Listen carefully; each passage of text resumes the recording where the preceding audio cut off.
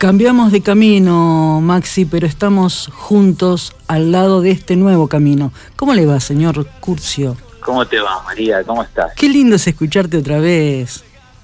Qué lindo escucharte nuevamente. Bueno, acompañándote en esta aventura, La Brújula del Sur, recorriendo nuevos caminos. Así que gracias por invitarme, por convocarme. Muy honrado de estar acá.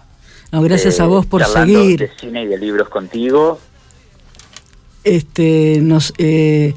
te tengo que agradecer que inmediatamente cuando te propuse este cambio me dijiste que sí, y eso la verdad que se agradece públicamente ahora. Así que buenísimo, Bueno, nene. muchas gracias. ¿Qué tenemos para hoy, Maxi? ¿Cómo, María? ¿Qué tenemos para hoy? ¿Me escuchás bien ahí? Te escucho un poquitito, me escucho a mí con retorno y te escucho un cachitín lejos, pero ahí vamos probando. Mirá, yo hoy te traje una propuesta que tiene que ver con lo que nos ocupa, de cine y libros.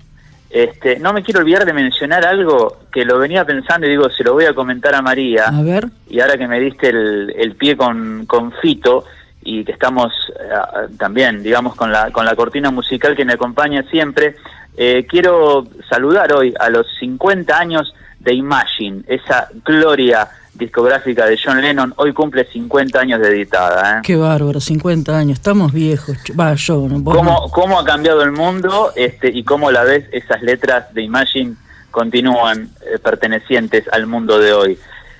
Yo lo que te traigo hoy a vos, a la audiencia de La Brújula del Sur, es Sama. Qué bueno. Sama, bajo la mirada de Lucrecia Martel, sobre la novela de Antonio Di Benedetto. Y algunas cuestiones al respecto para comentar. Las mujeres, ¿no? El lugar que ocupan las mujeres en nuestro cine. Y cómo se han visibilizado a lo largo de los últimos años la proliferación de voces destacadas femeninas. Las mujeres que siempre tuvieron, en distintos roles, un lugar importante dentro de la industria, dentro de la cadena de producción de cine argentino, no solamente en la silla de director, como es la silla que ocupa Lucrecia Martel, y fue la silla que ocupara María Luisa Bember, por ejemplo, en otros tiempos, ¿no? Pioneras. Maxi, perdóname, ¿Martel vendría a ser como la heredera de la Bember o no? ¿Cómo la ves vos? ¿Estéticamente? Sí, en general, porque creo que después de la Bember, me parece, por ahí me estoy equivocando, que fue la primera directora de la que se empezó a hablar. Muy sí, bien, lo que pasa es que el lenguaje cinematográfico, que ahora vamos a comentar algunas características de Sama, que las características de Sama condensan lo que es la huella autoral de Lucrecia Martel, una mujer con una visión cinematográfica muy fuerte, con una impronta visual muy marcada, y hay algunos rasgos presentes en sus primeras películas, como en La Ciénaga o en La Niña Santa, estrenadas a comienzos de los 2000, que llegan hasta hoy, hasta Sama. Yo la veo como líder de una camada que comienza a surgir en la década de los 90, mediados de los 90, y que se consolida a principios de los 2000 a través de nombres como Julia Solomonov, Albertina Carri, Ana Katz, Paula Hernández, Lucía Puenzo, Vera Fogwill, Anaí Berneri, Inés de Oliveira César, tantas y tantas y tantas que me estaré olvidando, Sandra Gugliotta. Bueno, a la cabeza de todas ellas está Lucrecia Martel, ¿no? Una mujer que, se pone las ropas de pionera, ¿no? Como en su momento fuera María Luisa Bember, como en su momento fuera María de Celestini en tiempos del cine mudo, ¿no? Una mujer que ha espaciado sus proyectos cinematográficos.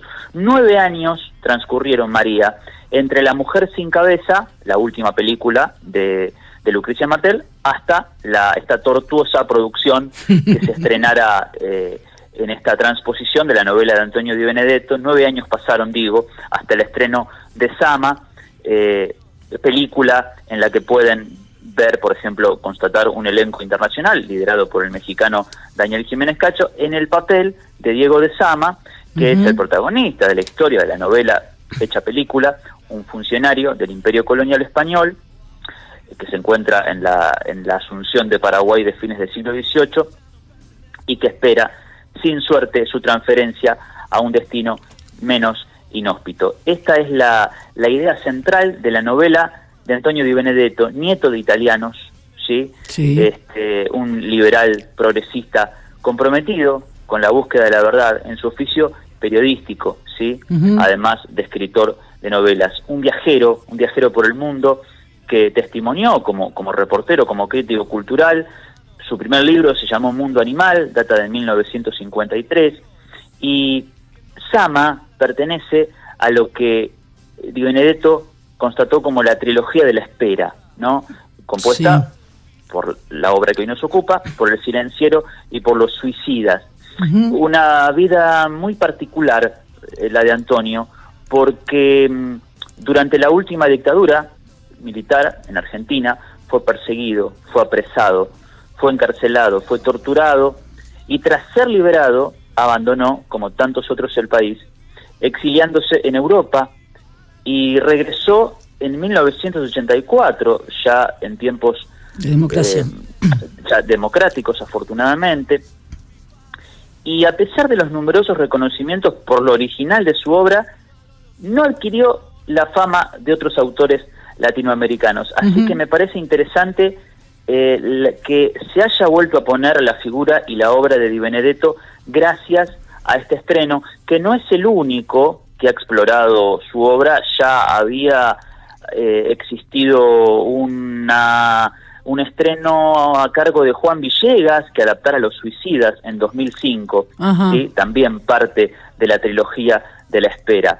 Dicen los entendidos que la adaptación de Lucrecia Martel es una auténtica obra maestra, y creo que lo refrendan la cantidad de premiaciones que obtuvo alrededor del mundo, y aquí en nuestra industria se alzó con los principales premios Cóndor, esta gran autora del cine contemporáneo que vuelve a su mirada más política en la exploración que hace del colonialismo, ¿no? Claro. Sin caer en el maniqueísmo de las diferencias de clase, del tráfico de esclavos, el poder de la iglesia.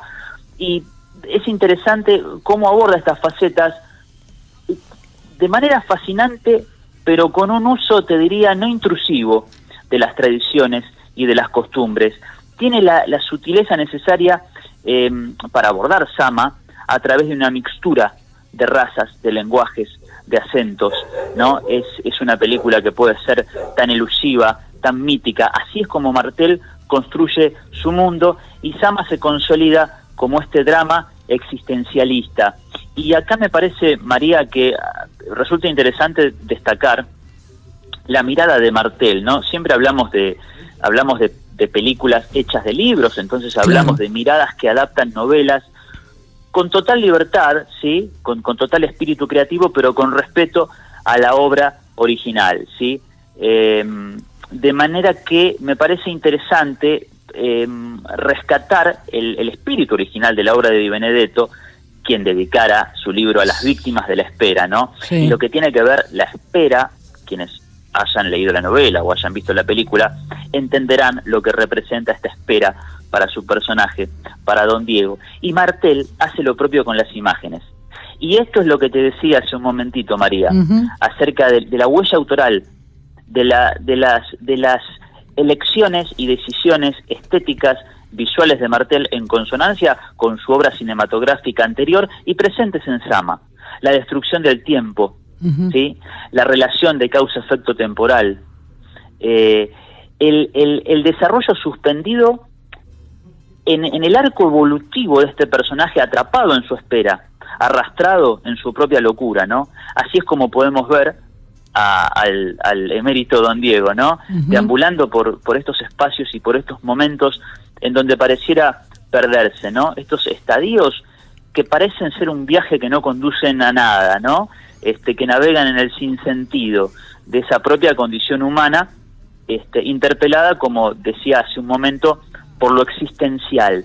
Así es como Martel, María, audiencia, traduce el cine, ¿no? Las palabras literarias en su forma de concebir el cine. Por momentos es el monólogo interior de este hombre atrapado en tiempo y espacio, ¿no? Sí. Y como algunos pasajes del texto plagado de estas apariciones y desapariciones. Y aquí hay otra huella autoral que rescatar, ¿no? El cine de esta directora, magnífica directora oriunda de Salta, se apoya en elementos fantásticos. Claro. Podemos corroborar en películas anteriores como las que mencionara, ¿no? Esa zona gris tan fértil para la creación cinematográfica, ¿no? Entre la verdad y la imaginación, ¿no? Entre la realidad y la ensoñación, ¿no? Son manifestaciones de estas percepciones alteradas que tan sutilmente Lucrecia Martel lleva hacia nosotros. Y como digo siempre, las obras dialogan en el tiempo presente en el que son producidas. Vos me dirás, bueno, una novela de finales del siglo XVIII, y lo hemos hablado, María, en nuestro espacio, meses y emisiones anteriores, ¿bajo qué coordenadas presentes se resignifican, ¿no? Claro. ¿Cómo podemos elaborar una mirada actual de la Argentina, ¿no? Una Argentina posible en estos tiempos que asuma la heterogeneidad de la mirada, ¿no? De Zama yo hablaba de mezclas étnicas y culturales, ¿no? Y de este personaje contradictorio en definitiva, ¿no? En esa contradicción que radica en ser arrastrado por la corriente o preferir aguardar en las orillas, como literalmente la historia nos trasluce. Bueno, estas son algunas inquietudes que dejo aquí para la audiencia, y como digo, vean la película, lean la novela, y bueno, tienen dos palabras para descubrir con este grandísimo autor y esta grandísima directora. Dos palabritas, por suerte, Maxi, produciendo cine de calidad. Hoy te estoy interrumpiendo de la peor manera, no sé qué, perdón. Algo que dijiste al principio y algo que dijiste al final, para retomarlo, que me pareció muy interesante. Lo primero que dijiste, algo así como que a través de la película de Zama, la novela cobró una importancia que casi no tenía. Di Benedetto es uno de los autores, de los tantos autores que están relegados en nuestra historia literaria, y nunca se sabrá por qué unos sí y otros no. Y yo creo que la película lo volvió a poner en la mira de muchos lectores que volvieron a leerla o fueron a comprarla para leerla por primera vez. Eso me pareció genial. Más allá del arte de la película, me pareció interesante que lograra este efecto, ¿no? en el público. Y sí, decime. No, es interesante, María, cómo dialogan ciertas figuras de culto de nuestra literatura, claro, de nuestra cinematografía con la historia, ¿no? A veces no son dueñas de su tiempo, como digo yo, no son dueñas a veces ni de vivenciar el éxito en vida, ¿no? Si pudiéramos definir, claro, en qué se mensura una palabra a veces tan inasible como el éxito, pero me parece interesante que generaciones posteriores puedan conocer la obra de Di Benedetto, claro, y bueno, y su legado pueda tener la pertenencia en el tiempo que quizás injustamente no tuvo durante su tránsito en este plano. Bueno, una vida nómade, como comenté, y además plagada de dificultades por el hecho que ocurriera y que radicalmente constituyera un antes y un después en su vida, como fue el exilio al que se vio forzado, ¿no? Y bajo qué circunstancias, ¿no? Y atravesando una situación que puso en riesgo su vida, nada menos.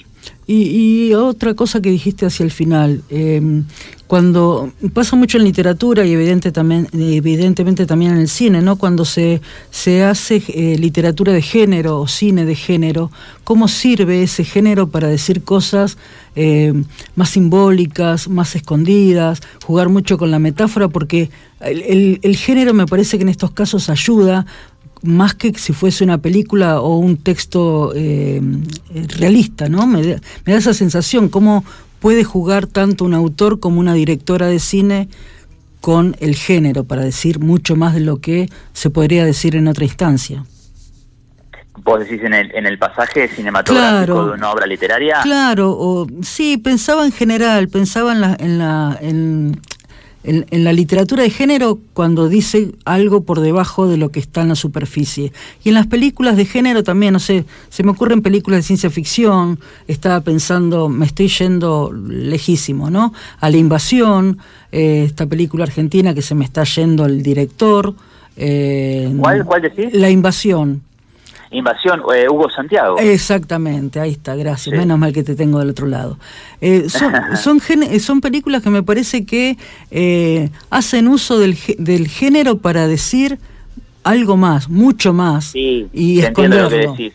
Claro, lo que pasa es que recurren al poder del lenguaje simbólico, Claro. de una imagen, y del lenguaje cinematográfico, que es profundamente simbólico y metafórico. Entonces es interesante las lecturas que podemos hacer, como bien decís, con el uso del género. Yo pienso, por ejemplo, siempre pongo este ejemplo, que son las películas de terror de clase B, hechas en los estudios en la Hammer, por ejemplo, o en Norteamérica en los años 50, en donde tenías un producto que era meramente de entretenimiento, ¿no? El cine de monstruos, por ejemplo. Claro. Pero si vos te ponías a analizar narrativamente esas historias, tenían un profundo trasfondo y connotación social, ¿no? Claro. Hablaban de implícitamente utilizar el lenguaje cinematográfico para, en definitiva, terminar hablando de otra cosa, más allá del vehículo narrativo, o mejor dicho, utilizando el instrumento narrativo como disparador para otras cuestiones que podían ser mucho más críticas a nivel social y político. Y para eso el cine de Martel casi te diría que está hecho, porque vuelvo al poderoso simbolismo visual del cine de Martel. Bueno, es un territorio fértil para todo este tipo de exploraciones, claramente. Maxi, como siempre, como cada vez que nos cruzamos en el aire, 1.000.000 de gracias, y sé que a veces te gusta y a veces no, pero ¿sabés de qué vas a hablar el próximo mes? ¿Cómo? Si sabés, muy bajito. ya sabés de qué película vas a hablar la próxima. Ah, sí, bueno, un gusto para mí, María, poder estar aquí de nuevo y acompañarte, y estaremos juntos de aquí a fin de año. Y para el mes que viene, mira, te tengo a un favorito que tengo en mi biblioteca, casi todos sus libros, y creo que en este espacio que nos ha encontrado este año, hablando de cine nacional y de libros, no podemos dejar de hablar de José Pablo Feynman. Así que el mes que viene nos vamos a encontrar y te voy a contar acerca de mis libros favoritos de Feynman y algunas de sus muchas películas llevadas a la gran pantalla en nuestro cine nacional. Dale, también uno de mis favoritos, sin duda, así que vamos a compartir. Bueno, lo vamos a súper disfrutar. Exactamente. Maxi, 1.000.000 de gracias, nos encontramos y cuídate mucho, nene. María querida, que tengas un lindo fin de primer programa. Te felicito por el debut aquí y los mejores augurios. También te deseo al aire un beso muy grande y nos encontramos prontito. Un beso, Maxi.